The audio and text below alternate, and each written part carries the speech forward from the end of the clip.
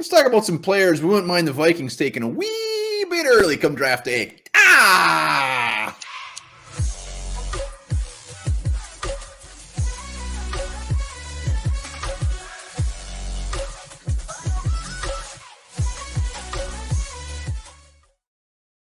All right, welcome back to the Onebar and Lupagus show. I'm Onebar with Lupagus. In this video, we're gonna talk about some reaches that the Vikings could make that we would be just fine with.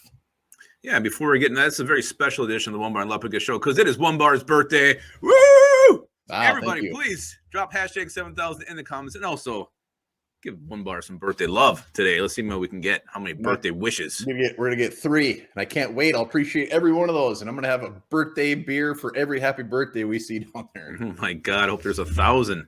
Yeah, so whether you want to call it overdrafting, reaching, taking them too early, that's what we're gonna do. Some guys we wouldn't mind because really, go back to last year's draft. I know 2 of our best picks were considered reaches at the time. Kenny and Ngwangu, Cam Bynum. We were both like, "What the hell? Why are we taking them so early?" You know what? I'd take him even earlier if we could do it again.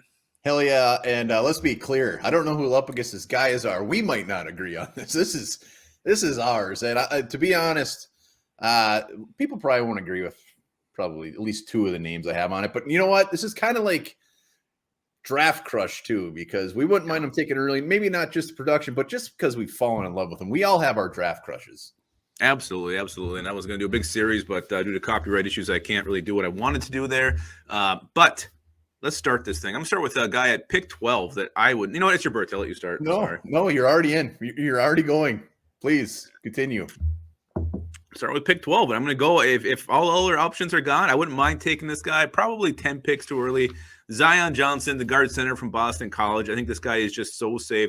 He's so good. He's physical. He's athletic. He can play center, which is where I think he'd probably start for the Vikings since we signed Chris Reed. When Chris Reed goes away, then maybe you look at moving him over to guard unless he's just got that center position locked down. But Zion Johnson, a guy who's just nailed the draft season way back for the Senior Bowl, Combine, everything he's done has been extremely impressive. And to me, he's a guy who's going to go out the boards a lot earlier than people think. And if it had to be at 12, if all other options were gone, I would be absolutely fine with the Vikings reaching for him at 12. Does this mean we called all other 31 teams? No one wanted to trade with us. All right. Hey, it's not out of the realm of possibility. I do love Zion Johnson.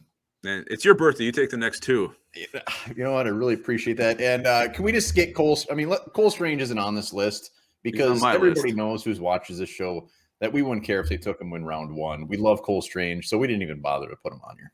But really, if you were going to overdraft him, you'd have to do it in round 2 because I don't think he's making to the Vikings pick in round 3. He's probably really where he's going to go on the board, 60s to early 70s, somewhere in there. And I think the Vikings, if they want him, it's got to be a pick 47, and I'd be absolutely fine with it. Yeah, but we also remember years back we said David Yankee. We wanted him, and it would have to be like in round 2, and he was there round 5. If we went to draft him, he would have been undrafted. Yeah, he wasn't a very good one. Cole Strange, you never know. He could be there in round 3, but yeah, round 2. I'm going with Verone Mckinley. I've really fallen in love with this guy. Safety from Oregon. I mean, he's kind of all over the board as far as mock drafts. You see him going as far as like round 5, as early as round 3. He's all over the place, but his issue is his size. No doubt about it. He's undersized, but the man produces. I love this guy because he is a ball hawk. Ball hawk. 11 career interceptions. He's all over the place. And I don't care if he's 3'6". He's where the ball is, and he makes it happen. So Verone Mckinley, we probably have to take him in round 3, and that might even be a little generous.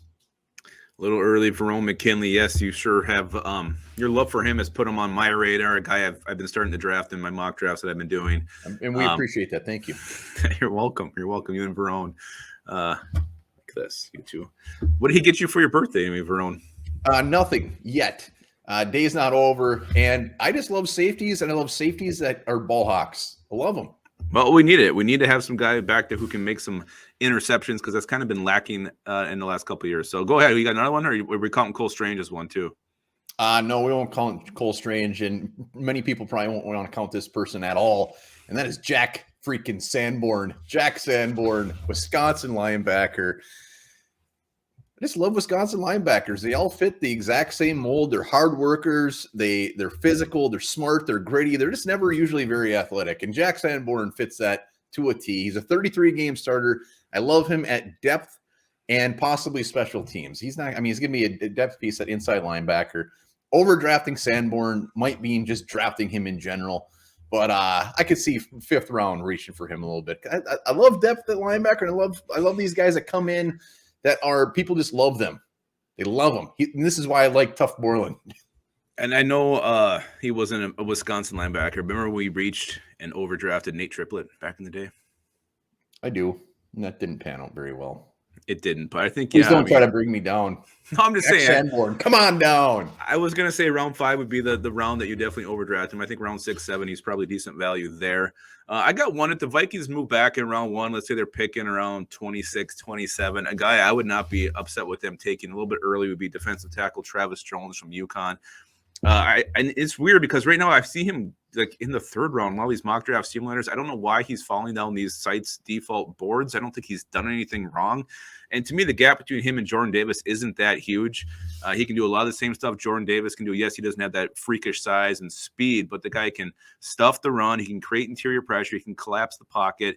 Vikings get him, put him at nose, kick Phillips outside with Tomlinson. I like that threesome up front quite a bit. So if you can't get Jordan Davis, or if you move down and he's gone, I think Travis Jones is the guy I'd be very, very happy with the team reaching for.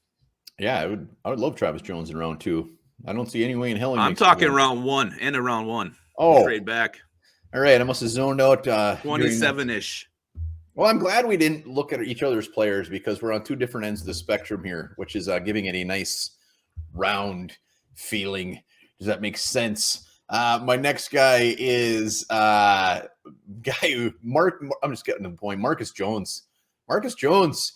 This guy was at like 6th round pick, 7th round pick, and now all of a sudden you look at the mock drafts, look at his rating, he's way the hell up there to the point where he's in 3rd rounders, and this is strictly because of his return game, and that's why I'd be completely fine over drafting him.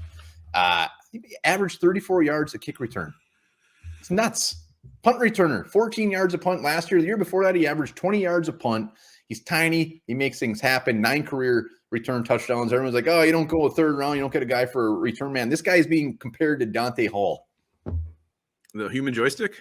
The human joystick. Field yeah, position. So are you saying you got to take him around 2, or would you draft him? Overdrafting him in round 2? I still think overdrafting him is in round 3. Yeah, I do too. I think that's probably around early. But again, Vikings don't have a 4th round pick. And that is the problem with my next guy. And no one's going to be surprised when I say this. It is tight end Jalani Woods from Virginia. Minnesota Vikings. You get rid of that 4th round pick. And on most boards, Jalani Woods is probably late 3rd, early 4th round. But Minnesota Vikings, you're looking at 6'7", 4.61 speed. That doesn't happen very often. Freakish athletic traits. You can't teach that. You can't coach that. Yes, you're gonna come back and say, "Oh, he can't block. He doesn't run routes." I don't care if he can block. I want him to catch the ball. You can work on all those things. You can sit there. You can catch balls all after practice. You can work on your hands. Give him some sticky syrup, whatever it takes.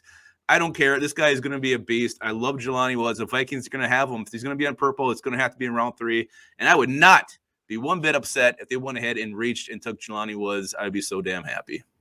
We're going to have a nice draft day bet here because I don't think he's going to be drafted before round 5. And don't get me wrong. I love his size. I love big tight ends. 6'7", Kevin Boss, baby, back in the day. Yeah, Kevin Boss. I love it. Zach Davidson, I loved his size. But round 3 is a little too thick, a little rich for me for him. But I don't know. I see these tight ends who are going ahead of him in a lot of these rankings. I just don't get it. I mean, you read about them, they're not very impressive. They're either slower or they can't block or whatever. Isaiah Likely. This guy is just so damn ginormous. I love him. I love his upside. I love his ceiling. And if I'm going with a tight end for the Vikings, I want that upside. I want Jelani Woods. That's fair. I would love him instantly after that draft, but ideally we traded him up in the round 4, or maybe stuck around round 5 and got him. We'll see. We'll see. He might shock the pants right off you. I'm sure he will. Those are our guys. We wouldn't mind reaching for. Let us know in the comments who you wouldn't mind reaching for, or if we had somebody on there like maybe a Jack Sanborn that makes you sick. Oh my God. Don't forget to wish Onebar a happy birthday. Let's try to get at least 10 of those things. That would be very amazing. All right. Until then, guys, remember this. Female fish will fake orgasms to trick males into thinking they've successfully mated.